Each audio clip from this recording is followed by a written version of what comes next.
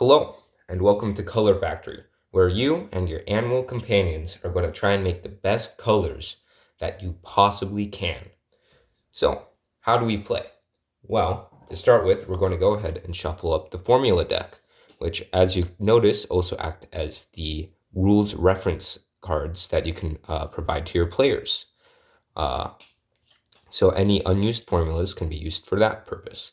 But we're going to go ahead and pick 5 random formulas. So go ahead and pick these, and here they are. And then we're going to assign each of them a color. We can assign them any color based on any reasoning or none at all. For example, I might give red to chili pepper, but for the rest of them, I'm just not going to really care. I'm going to put them down at random.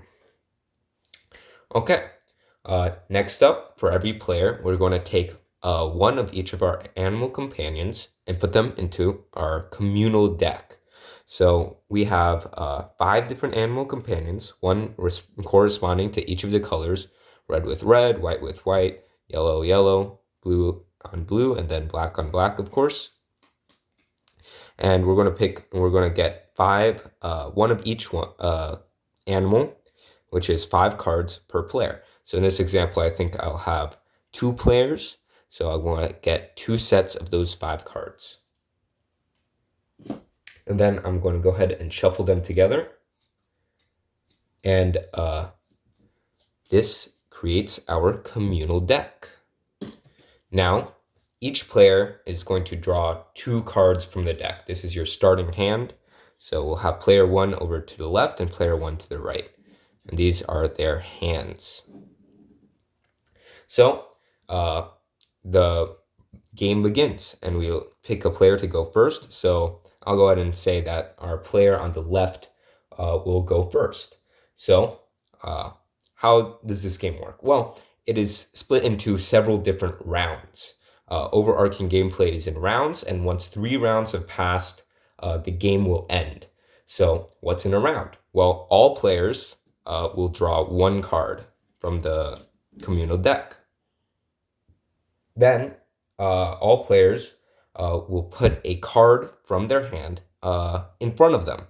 So for red, or for our left player, we're going to go ahead and maybe put down our little red panda friend over here. Then at the same time, our right player, they're going to go ahead and maybe they'll play the black bear in front of them, and it'll just hang out there. So after each player has put down the animals in front of them, they then collect what their animals have created. So what do these animals create? You may have guessed it by now, but the colors. So red panda will go ahead and create a red color for our left player, and the black panda will go ahead and create a black color for our right player. And then this begins the actual phase of taking turns in clockwise order, starting with the player who we decided was going to go first, which would be the player on the left. So in a turn, players will play 1 card from their hand to another player's sort of field, right? So let's say maybe I'll give the player on the right this blue jay. I'll let them have this blue jay, and I'll play it in front of them.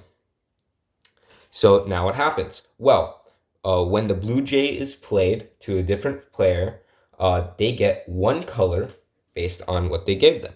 So the player on the left gave a blue jay, so that means the player on the right gets 1 blue color. Then you take an animal of a different type from them and put it into your hand.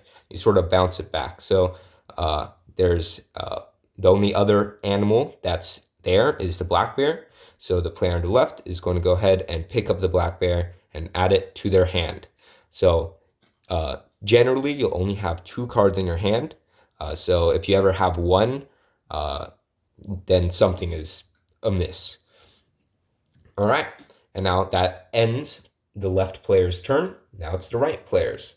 So they're going to go ahead, pick an animal. Maybe they'll go ahead and pick the white elephant, and they're going to go ahead and put it in front of the player on the left. And because the white elephant went into their board, they're going to get one color for it. And then one of the other cards are going to bounce back into the right player's hand, which the only option currently is the red panda. So now they still have the 2 cards in their hand. Now that's pretty much the entire game. I'll continue to go through this gameplay, and once the game ends, I'll teach you about scoring, but it's pretty self-explanatory, I would like to think. But yeah, that's pretty much the main gameplay that you'll be experiencing.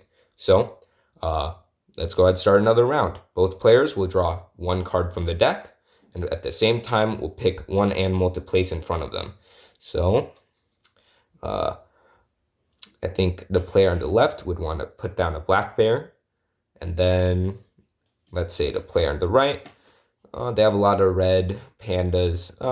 Maybe they will go for the red pandas. Go ahead and they're giving them a sign, So now we go into the second part of a round. I suppose the third part of the round.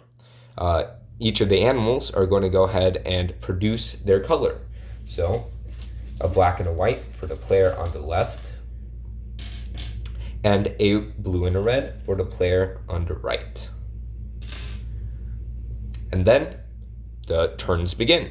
So the player on the left is going to go ahead and say, you know what, I think I'm going to give this blue jay over to the player on the right. And they gave them that card. They gave them a blue jay, so they get a blue color. And now, of course, one of the cards bounces back. So how about we bounce back this red panda? It's the only one that we can bounce back, actually, because the other card is also a blue jay, and you can't bounce back the same color, or I suppose the same animal. And then the player on the right, they're going to go ahead and say, you know what, maybe I'll give this red panda, since they seem to like the red pandas, I'll give them the red panda, just let them have it, and go ahead, 1 red, and then they bounce back either one of the animals that they didn't place down, go ahead and pick up the black bear and put that into their hand. And boom, that's the end of the second round. Now, a thing to note is that you can trade with any player. So let's say if there's 4 players in the game, then you can, in theory, all 3 other players could just trade with 1 person.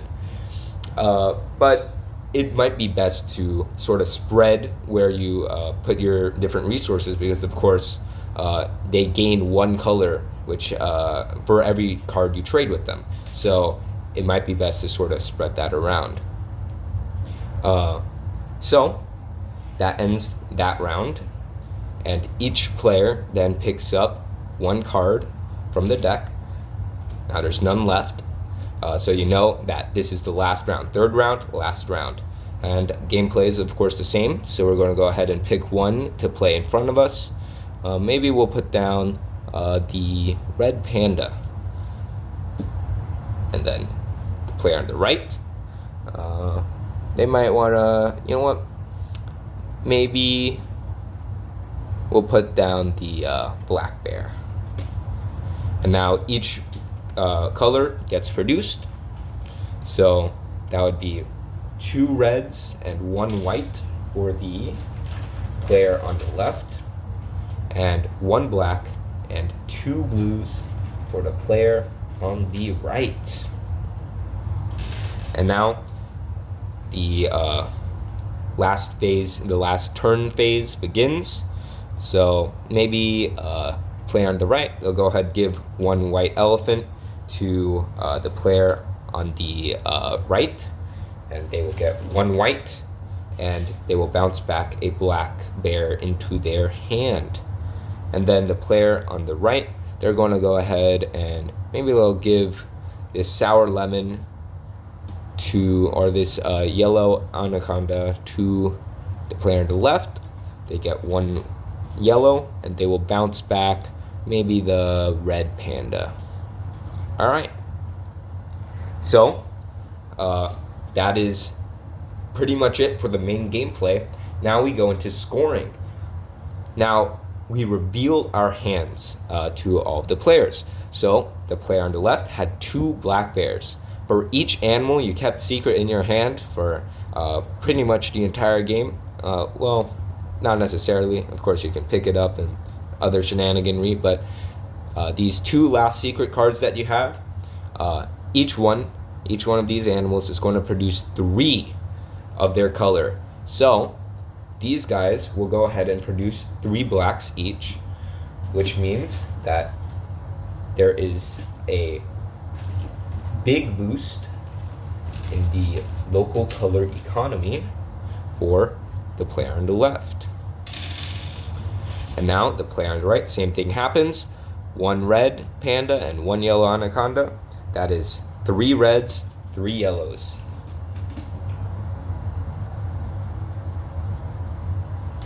Alrighty.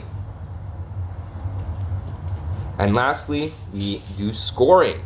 So, in order to score, you count up each of your individual colors. So, for example, the player on the left has 7 blacks, 3 whites, 4 reds, and 1 yellow. And the player on the right has 4 reds, 1 white, 3 yellows, 2 blacks, and 5 blues. So, how does scoring work? Well, you're just going to go through each of these colors, each of these formulas individually, and score points based off of that.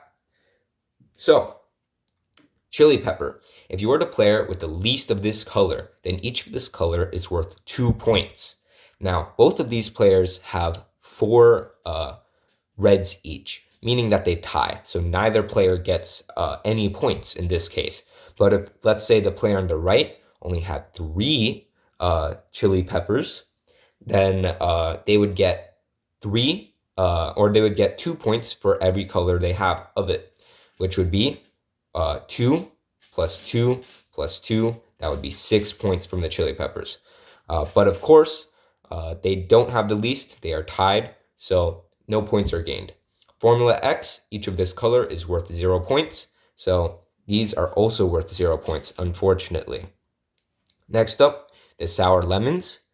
Each of this color is worth 1 point for every player who doesn't have this color. So let's say the player on the left, let's say didn't have this. Now each color is worth 1 point.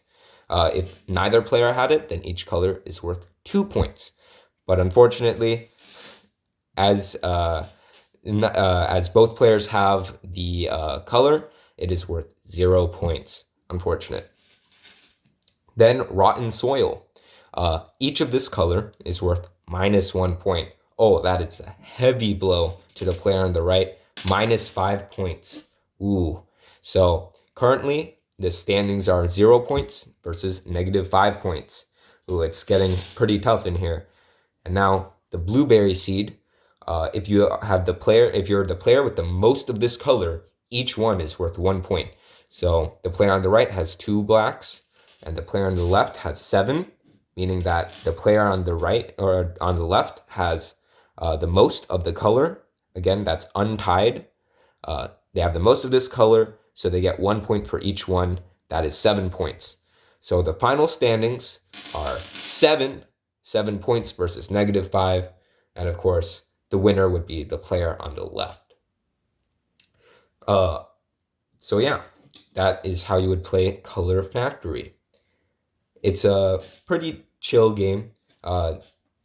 Overall, my friends tend to like it quite a lot whenever we play, but it is one of those games that are somewhat computative towards the end especially, but overall, it's pretty simple, clean. It's pretty easy to teach. I was able to teach all of that, like 1 full round of gameplay as well in under 15 minutes. And it's really easy, even in a group of people. I've managed to teach like three to five other players, like at a time, like 3 players here, 5 players there. I managed to teach them all in pretty much one go. It's pretty easy to explain once you get into the groove of it. Again, this is acting as a rules reference, but in addition to that, this is just the entire rule book. So if you ever get uh, lost on something, uh, these are the entirety of the rules. Um, so yeah, that is how you would play Color Factory. Uh, have fun.